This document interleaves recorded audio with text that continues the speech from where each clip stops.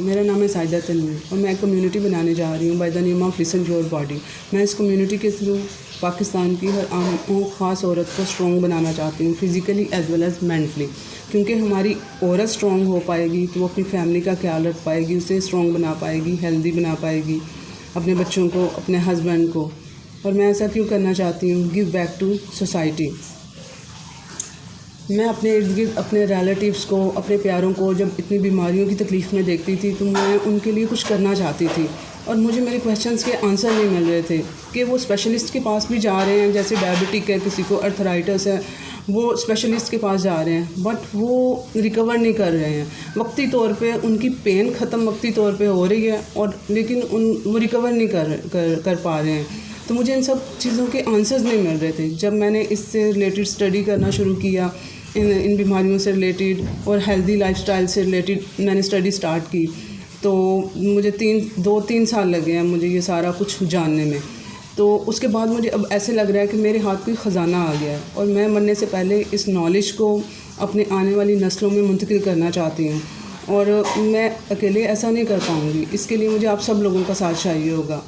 मैं आप सब लोगों को जो सिखाऊंगी, जो बताऊंगी, आप लोग अपनी लाइफ पे इम्प्लीमेंट करेंगे। वो आप लोग अपना लाइफस्टाइल वो सब कुछ उसी तरह से ही अपनाएंगे और अपने इर्द गिर्द लोगों को, अपनी फैमिली को, अपने रिलेटिव्स को वो सब कुछ बताएंगे और इस तरह और शेयर करेंगे सारा कुछ ये जो मैं आपको बताऊंगी और इस तरह से ये नॉलेज फैलेगा। और मैं पाकिस्तान के एक आम घर तक, एक गांव के घर तक पहुंचना चाहती हूँ क्योंकि उन लोगों की तो डॉक्टर्स तक एक्सेस ही नहीं है, अप्रोच ही नहीं है, वो पहुँच ही नहीं पाते हैं डॉक्टर्स तक।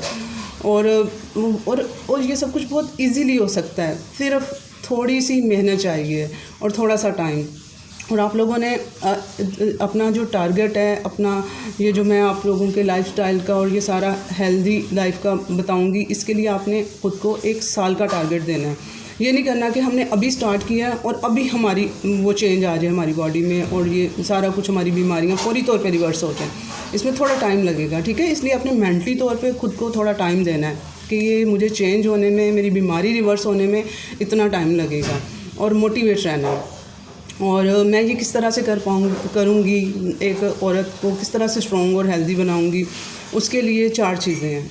एक ग्रैटिट्यूड, सबसे पहले नंबर पे ग्रैटिट्यूड और पॉजिटिविटी, ठीक है?